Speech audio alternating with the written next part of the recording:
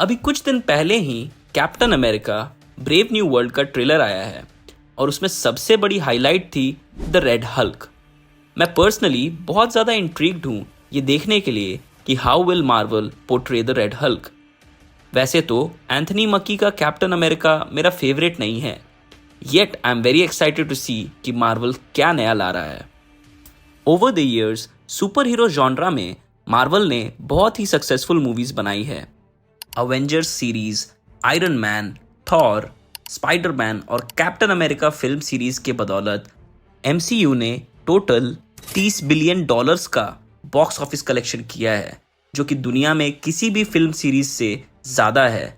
और इसके बाद सेकंड पे आने वाली सीरीज स्टार वॉर्स इससे 3 गुना कम $10 बिलियन पे ही है। मार्वल के सुपर हीरोज के साथ लोगों का जो इमोशनल कनेक्ट है वो इस सक्सेस का मेन कारण है। मार्वल के इस बॉक्स ऑफिस डोमिनेंट का बड़ा चंक इंडिया से भी आता है। इंडिया में भी सुपर हीरो मूवीज आई तो हैं, but mostly have performed really bad on the box office. Bhavesh Joshi, जोको मैन और द फ्लाइंग जट जैसी मूवीज ने बहुत ही खराब कलेक्शन किया है और इसी वजह से ये जॉनरा ऑलमोस्ट डाई डाउन कर चुका है। बट इंडिया में सुपर हीरो मूवीज का एक बहुत बड़ा फैंडम है और इसीलिए जब ब्रह्मास्त्र अनाउंस हुई थी तो इंडियन फैंस बहुत एक्साइटेड थे। इंडिया के रिच हिस्ट्री और कल्चर को एक सुपर हीरो जॉनरा के मूवी में देखने के लिए इंडियन फैंस बहुत ही ज़्यादा एक्साइटेड थे। ऑल्दो ब्रह्मास्त्र ठीक ठाक मूवी था, but it was nowhere close to an Iron Man या किसी अवेंजर्स के लेवल से बहुत ही दूर था। यही सेम बात रिसेंट में आए कल की मूवी के बारे में भी कही जा सकती है।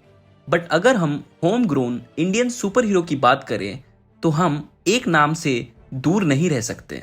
अद्भुत अदम्य साहस की परिभाषा है, ये मिट्टी मानवता की आशा है, ये सृष्टि की शक्ति का वरदान है, ये अवतार नहीं ये इंसान है।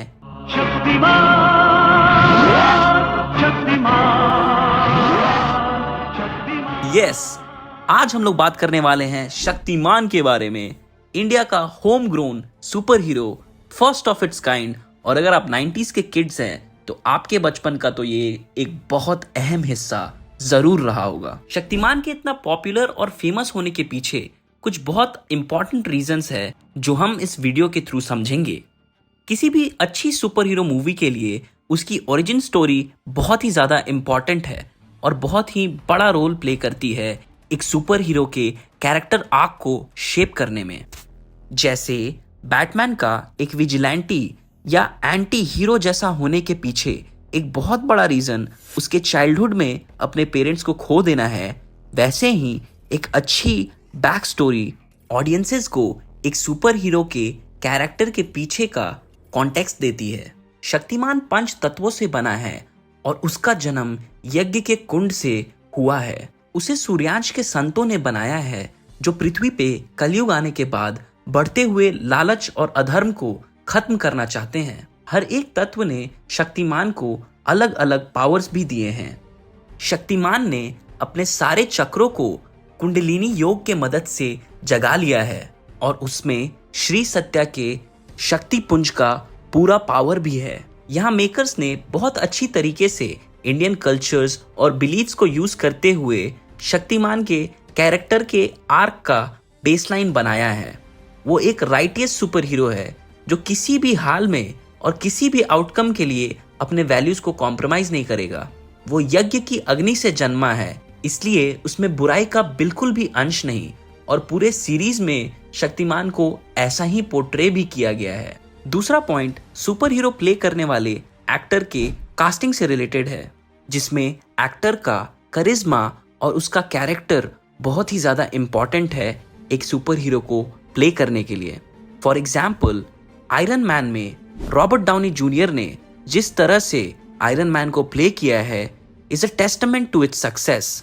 जिस फ्लेयर, चार्म और टंग एंड चीक ह्यूमर के साथ एक डीपली इमोशनल और सेंसिटिव कैरेक्टर को अपने बेहतरीन एक्टिंग से RDJ ने निभाया है, यही रीजन है कि हम और किसी को भी आयरन मैन के कैरेक्टर में सोच भी नहीं सकते।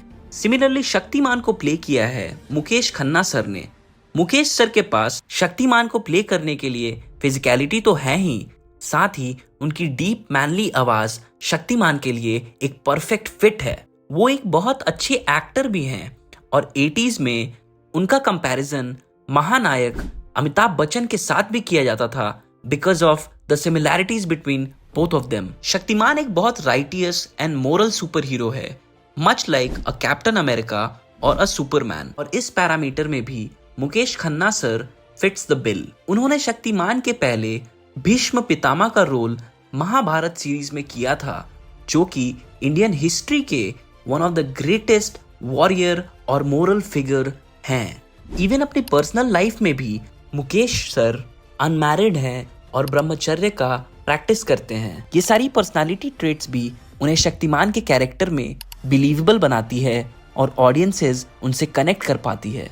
तीसरा इंपॉर्टेंट एस्पेक्ट है विलन। एक अच्छे सुपर हीरो को एक इक्वली मैच्ड या फिर उससे ज्यादा पावरफुल विलन मिलना बहुत जरूरी है ताकि एक अच्छी राइवलरी एस्टैब्लिश की जा सके। For example Avengers infinity Wars और एंड गेम में थैनोस इतना पावरफुल था कि अवेंजर्स मिलकर भी उसे हरा नहीं पाए। और साथ ही साथ थैनोस एक पूरी तरह से नेगेटिव कैरेक्टर भी नहीं था। गमोरा के लिए उसका प्यार या फिर जिस तरह से उसने इन्फिनिटी स्टोन्स को यूज किया अपने पर्सनल बेनिफिट नहीं बल्कि दुनिया को परफेक्टली बैलेंस करने के लिए, ये शो करता है कि थैनोस पूरी तरह से नेगेटिव कैरेक्टर नहीं था।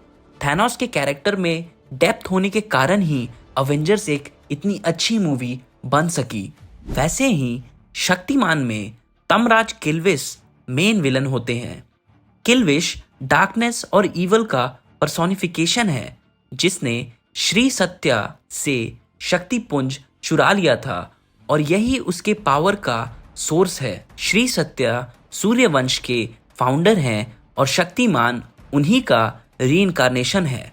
इसके अलावा किल्विश की शक्तियाँ लोगों के बुरे काम करने से बढ़ती है और इसलिए वो एक इतना पावरफुल विलन भी है। उसने शक्तिमान को अडॉप्ट करने वाले पेरेंट्स को भी मार दिया था, जो उसके क्रूअल नेचर को दिखाता है। किल्विश को मारना बहुत मुश्किल भी था क्योंकि उसने अपने ह्यूमन बॉडी को पावर के लिए छोड़ दिया था और एक अमानवीय और शैतानी भेष ले लिया था। इस रूप को शक्तिमान भी नहीं मार सकता था और किल्विश को मारने के लिए शक्तिमान को दुनिया से सारी बुराई को हटाना होगा, जो कि एक आसान काम नहीं था। किल्विश के अलावा भी इस सीरीज में बहुत सारे इंटरेस्टिंग विलन्स थे, जैसे कि डॉक्टर जयकाल, कपाला, साहब और इलेक्ट्रिक मैन। शक्तिमान के सक्सेस में बहुत बड़ा हाथ उसका पहला home grown Indian super hero होना भी है। इसके पहले मिस्टर इंडिया और अजूबा जैसे सुपर हीरोज भी आए थे, बट क्योंकि ये फीचर फिल्म्स थी इस कारण से इनके कैरेक्टर्स को ज़्यादा डेप्थ नहीं मिल पाया। बट क्योंकि शक्तिमान एक सीरीज था तो हमें बहुत टाइम मिला इस कैरेक्टर को एक्सप्लोर करने का। इन सब को छोड़कर भी एक और कारण ध्यान में आता है, जो कि था शक्तिमान का बच्चों को लेकर मैसेजिंग। ये अर्ली 2000s और लेट 90s का समय था जब ज़्यादातर इंडियन हाउसहोल्ड्स में टीवी नहीं हुआ करता था और जिन घरों में टीवी होता भी था वहाँ यूजुअली पेरेंट्स ही कंट्रोल करते थे कि उनके बच्चे कौन से प्रोग्राम्स देखेंगे।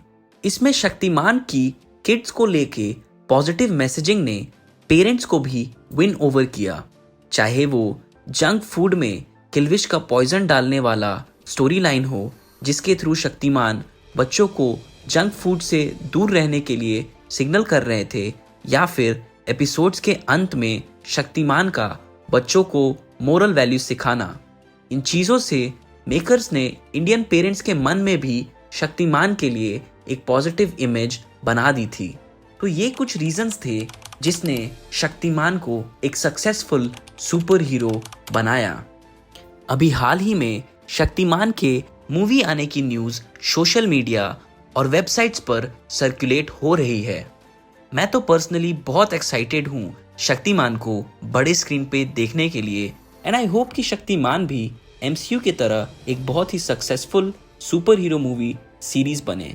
इसी के साथ हम आज के वीडियो के अंत में आ गए हैं गाइज, और अगर आपको ये वीडियो पसंद आया हो तो प्लीज़ इसे लाइक करें, कमेंट में ज़रूर बताएं कि हमें और किन टॉपिक्स पर ऐसे वीडियोस बनाने चाहिए। चैनल को सब्सक्राइब कर दे और बेल नोटिफिकेशन को भी ऑन कर दे ताकि हमारे नए वीडियोस का नोटिफिकेशन आपको आता रहे। तब तक के लिए शक्तिमान शक्तिमान शक्तिमान चिल करे गाइस।